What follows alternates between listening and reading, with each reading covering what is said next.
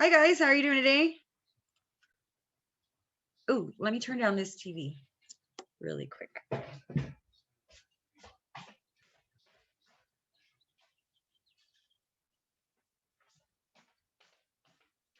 All right, that's better. How's it going? We're gonna give everybody a few minutes to jump on in, kind of like we usually do. I know it takes everybody a couple minutes to get on in. Any questions, concerns? Anything you guys want to chat about? I can write on my board right away. No, are you guys quiet today? Everybody's in Friday mode, huh? Don't lie, I am too. I'm not beautiful today. I started to get ready today and then my dad popped in on me. Good old dad.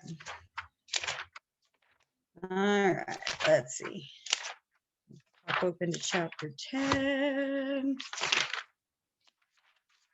So today, in order, so that way you can be prepared here in a couple of minutes, we're going to go ahead and talk about chapter 10 in general, kind of. Okay, we're going to go over an email today, and we're going to go over a memo today. Okay. I know on our schedule it said that we were supposed to meet with career services today, but I do apologize. My bad. I couldn't get anybody to join our meeting today because they had other obligations. So we're going to have to postpone that to another time. Okay. So that's why that's changed a little bit. Okay. So just a heads up on that. Let me get to my email section. All right. Hello.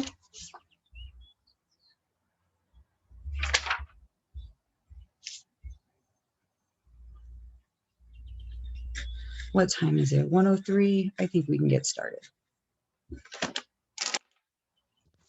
All right. Hello, guys. Like I said, apologize. I didn't get to finish getting ready, but we're going to go ahead and we're going to cover chapter 10 today. So first thing I want to cover right now for first and foremost, today's assignments, we're going to go ahead and do our email and our memos today. So towards the end of our little chat here, we'll go over those. And then that way you guys have clear expectations of what to do on that. You guys have a little bit more idea of how to get started on that. I saw in the chat earlier this morning when I was drinking my coffee that, you know, a couple of you are like, I haven't gotten started on it. I don't really know where to start. And if you've never really worked in an office, I can definitely understand where you're just like, what do I supposed to even put in this thing, right? Kind of a thing. So who's written an inner office email or memo before? Any of y'all have ever worked in an office? I know a couple of you have. Maybe you're not in the meeting right now, but I know a couple of you have, okay? So we're gonna go ahead and go through this step by step then, I think, really quick, okay? So in chapter 10, right under figure 10-3, right? You have inner office memoranda or memos, right? That little section, it's in blue, highlighted in blue. I would tell you the page number, but your page is not the same as my page. I have it on 204. For you guys, it's probably like 198. Bam. Ooh, I guessed that one. All right. So right under there, we have the inner office memoranda, and it kind of pretty much tells you what it is, okay? So these are just periodically used to go ahead and get a quick message across to people normally in the office, okay? And most of your word processing software, what would be a word processing software? Anybody give me an example?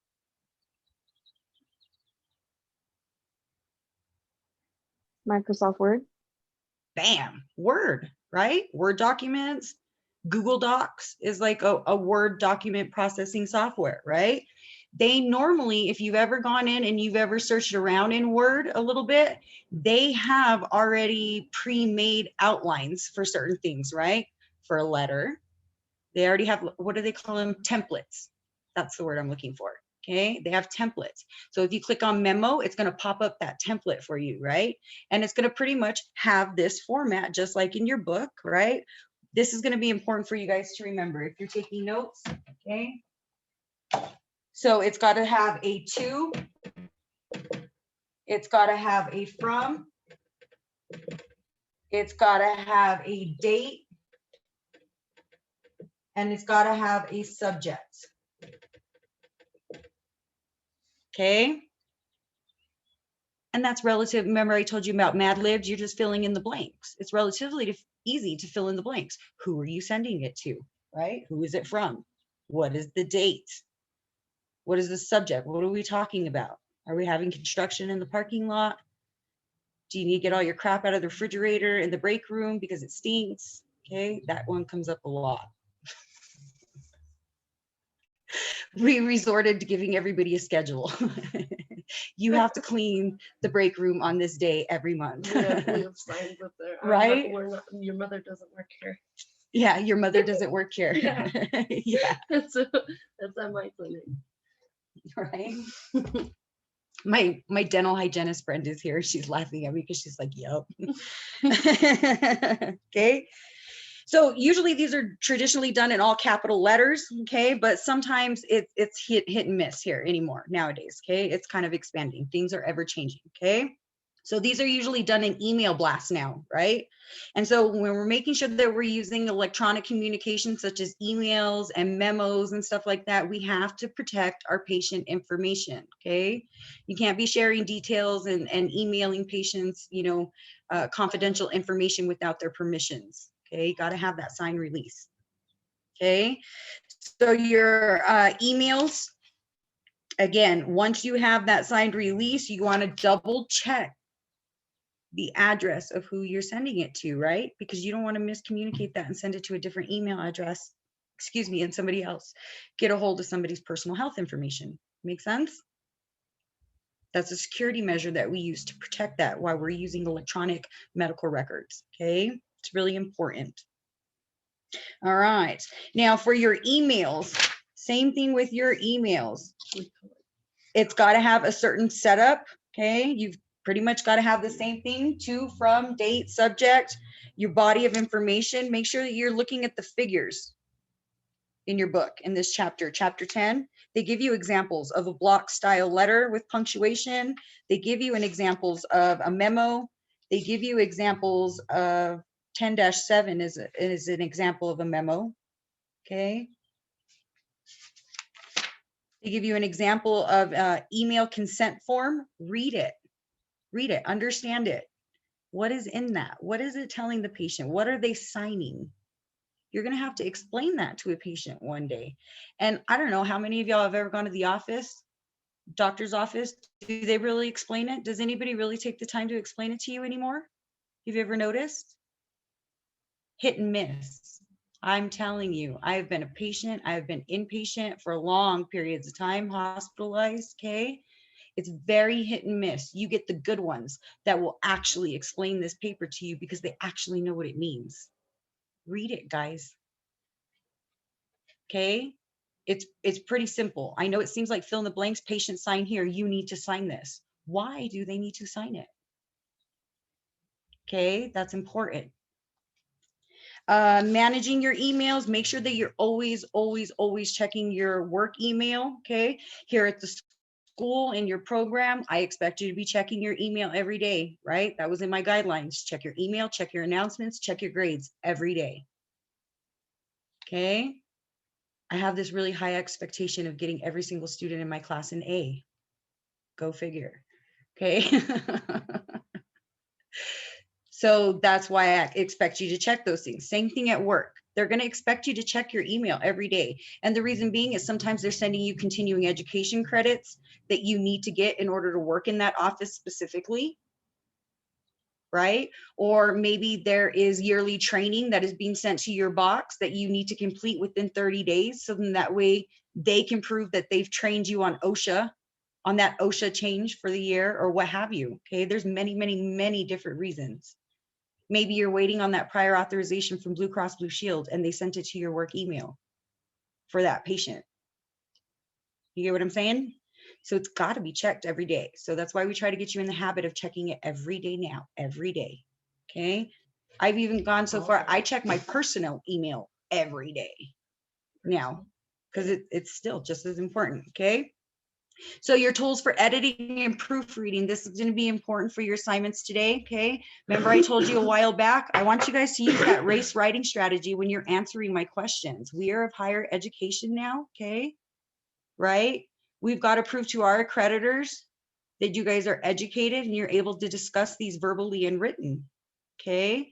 So expand on your answers a little bit more. When you're proofreading, make sure that you're using commas acceptably. That's why some of your sim charts don't go through, right? We go too fast through them, we leave out, or even some of our assignments in McGraw-Hill, we're like, oh, we hate this program. It won't let me go to the next step because I didn't do something. There's a reason for that. Does that make sense? Okay, accuracy and what we're entering into patients' charts is very, very important. Okay, so we've got to learn how to proofread. We want to make sure we're using all grammatically correct rules, spellings, punctuations. I have literally had people before, not in this class in particular, but before, like literally wouldn't even capitalize names in their homework. I'm like, that's a patient name. Don't you capitalize your own name when you write your name? Like those kind of things, right? We want these to look professional. We don't want it to look like a third grader wrote it. Does that make sense? Okay, think about the types of emails you have gotten from, say, your own physicians, your own bills. Who gets a bills in their email? I do. I hate getting paper everywhere. It just clutters up all over my desk and table. Like, you know what I mean? I'm like, send it to my email. I'll pay it. Okay, look at those forms. How do they address you? What is their greeting when they address you? How do they let you know that you're past due on your cable bill? How do they let you know that there have been changes made? Does that make sense? Think about those things, okay? Make comparisons when you're making yours, okay? Make sure that you're using a dictionary. Don't always rely on spell check in your programs. Why don't we ever rely on spell check? We might use it a couple times, but the last and final draft, we don't want to use spell check. Why? Nobody knows? Let me give you an example. So if I'm writing and I happen to use the word to, okay? And I want to say, I want to go to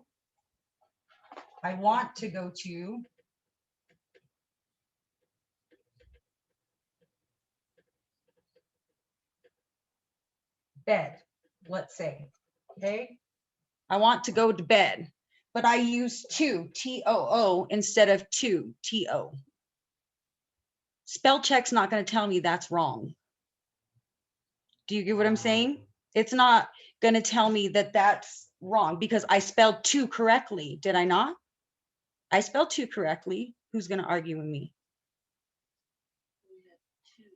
Make sense? Okay. So that's why always have somebody proofread it, especially if you're the one in the office, or let's say eventually you get up to management, right? And you're having to send out emails, mass emails to like the whole office or something in one big shot. You know what I'm saying? You want to make sure that you've proofread it and that it's intelligible and that your point is getting across. We got to make sure that we watch our tone of voice, right? No capital letters, no capital letters. Okay, because then it seems like you're yelling. Okay, so that's a really good rule of thumb when you're writing. We try not to use capital letters. I myself, I like to use capital letters because it draws your attention to it. If I ever use capital letters with you, I'm not yelling at you. I'm trying to draw your attention to it. Okay. But I even have a little note on my computer, no capital letters, swear. Yeah. Okay, because it sets a tone, you know what I mean? And you don't want to set that tone. You're not really yelling at anybody. I'm just like, ooh, big letters here, look here. You know what I'm saying? Okay, but back in the old days, we used to do things like that. Now anymore, it's taken as though you're yelling. Okay, so that tone of voice. Okay, think about who you're sending this email to. Okay, think about who's going to read it. Okay, is it going to be a patient? Is it going to be your boss? Is it going to be the doctor in general that you work with? I talk to my docs all the time. I don't send my docs email. I get very personal with my docs. I get to know them really well. So I don't, you know what I mean? I wouldn't send one necessarily to my doc. But you get what I'm saying, right? I wouldn't address a letter to my grandma the same way I would address it to my manager about something, right? I might talk about the same situation. My manager, she made this dumb rule. I can't be on to work on time, grandma. I'm writing her a letter, right? That's the way I would talk to my grandma. But if I was writing my manager, I'm just like, look, miss, I really cannot meet this deadline. You know, I got this and this and this going on. And now that you made this change, it's going to be a little bit before I can go ahead and adjust. Is it okay if bam, bam, bam, bam, I got a couple solutions are ready to go ahead and fix it. I'm not leaving it in her lap to fix for me. It's my issue. Does that make sense? That's professionalism. I have this issue. Here is how I resolve to fix what I'm not able to go ahead and fulfill. Does that make sense? Okay. So if I were outlining, again, it's the same scenario, right? Complaining to my grandma, oh, I can't make this deadline. And you know what I mean?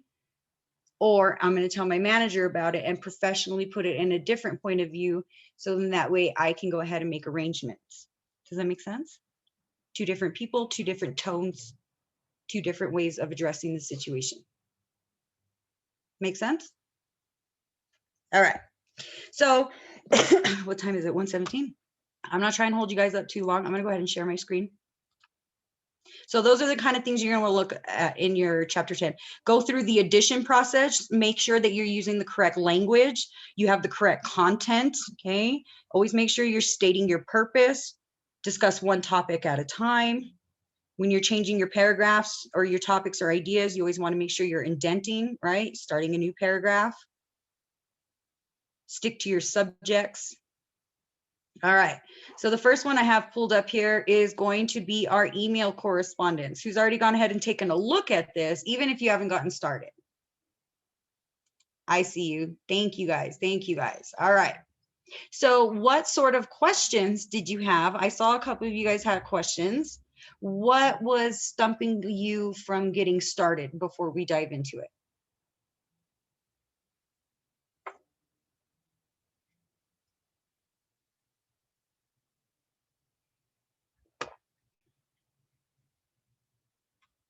Anybody? Quintina?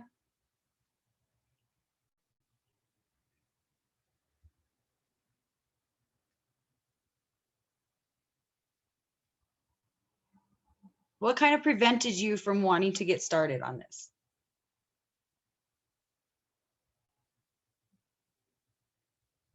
Am I frozen?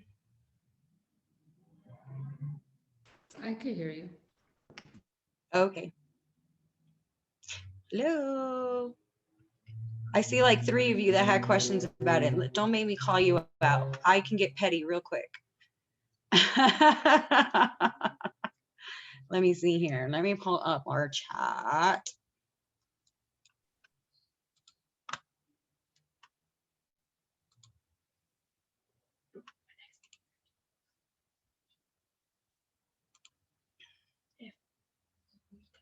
All right.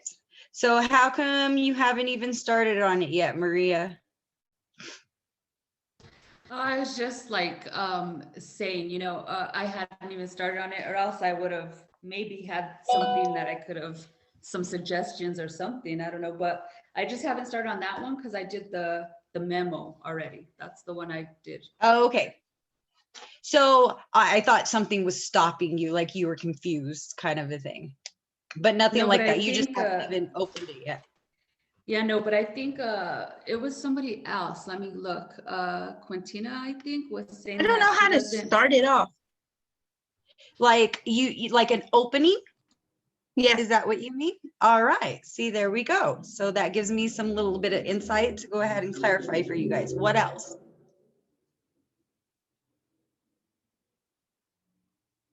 How to start. I'm going to write that down.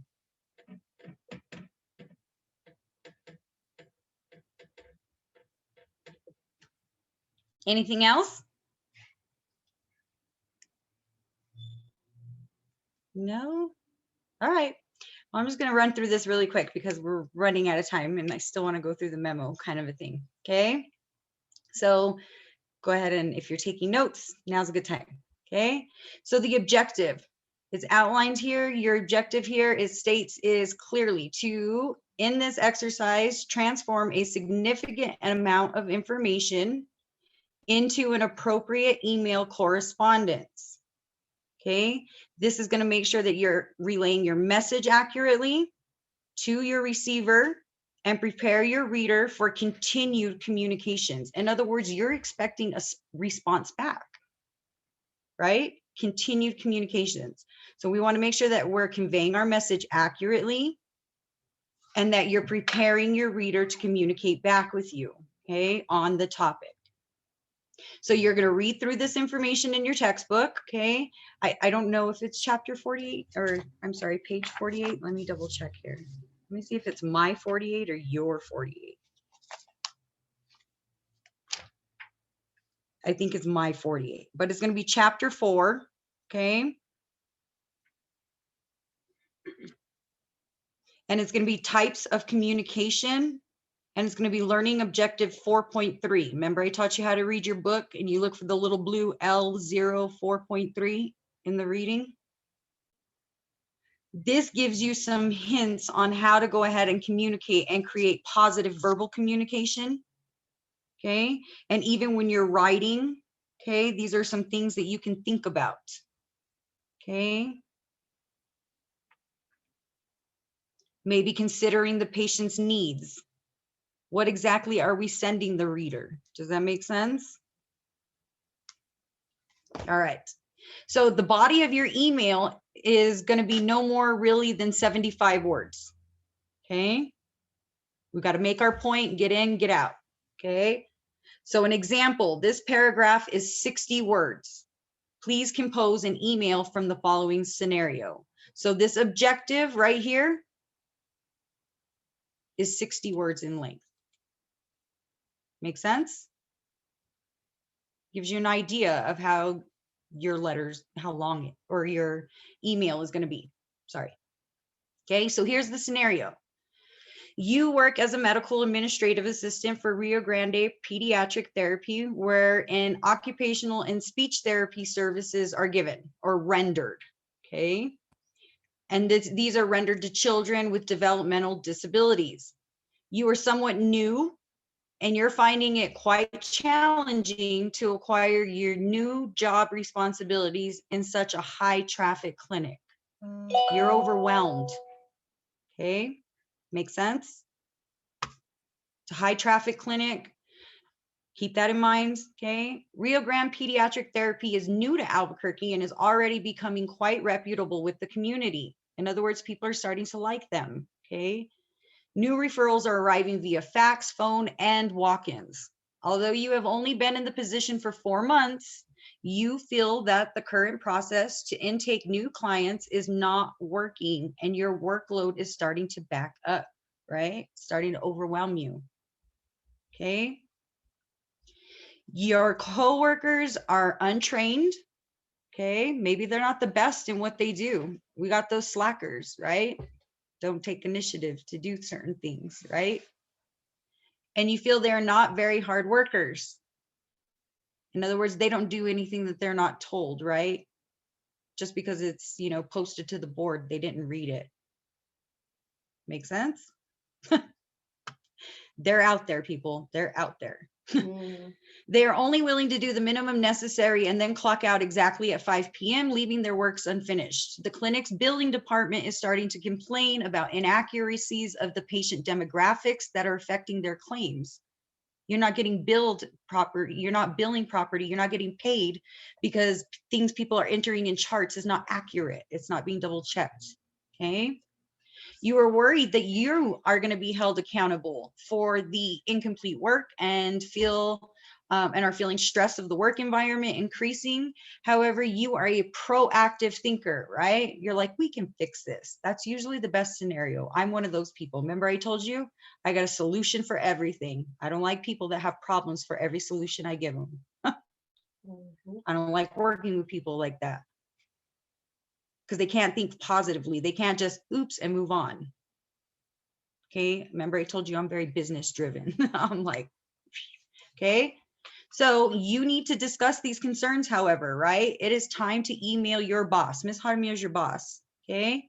And request a meeting. You want to ask this lady, okay, for a meeting to discuss your concerns and inform her of some of the great ideas that you might have to change the intake process to help ease this up, right? Maybe train other people a little bit better. Why don't we have an in-service during lunch one day kind of a thing? That's what I would do. I just love food though. I've noticed food brings everybody together. I used to do that. If I had to make a point, hey guys, we're going to have a meeting today at lunch. Nobody go out for lunch. I'm going to buy pizza. Well, it's $25 in pizza to be like, you guys aren't doing your shit. I need you to make sure this paper gets signed every patient. It's important, right? Eat some pizza, fix it. Right? Not maybe not like that, but you get what I'm saying, right? Right? It would seem to me like that's a good way to get everybody together really quick and they're going to listen to me. They're eating. I can explain to them why it's important, etc. Okay. So remember your compliment sandwich, right? Whenever you have something negative to tell somebody, you always want to hit them up with a positive first. Hi, how are you? I love your blouse today. You look nice. Have a seat.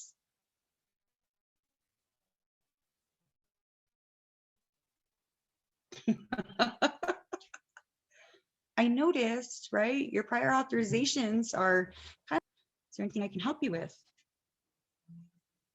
Hit it up with another positive at the end. You know, I'm always here, right? If you need me to help you out with your prior authorizations, let me know. I'll do a few of them for you. Right? I think you're doing great. I just need you to pick up the pace on your prior auths. Make sense? We want to do the same thing in writing, okay? So start with the positive, and so they kind of tend to, oh, realize, and then move on, okay? This assignment can be kind of hard, right? This is, right? We've got to take our learning skills that we've learned if you've gone through the chapter and taken some notes on how to write a letter and how to write an email and what we should watch for and the verbiage that we should use, okay? It's all in there.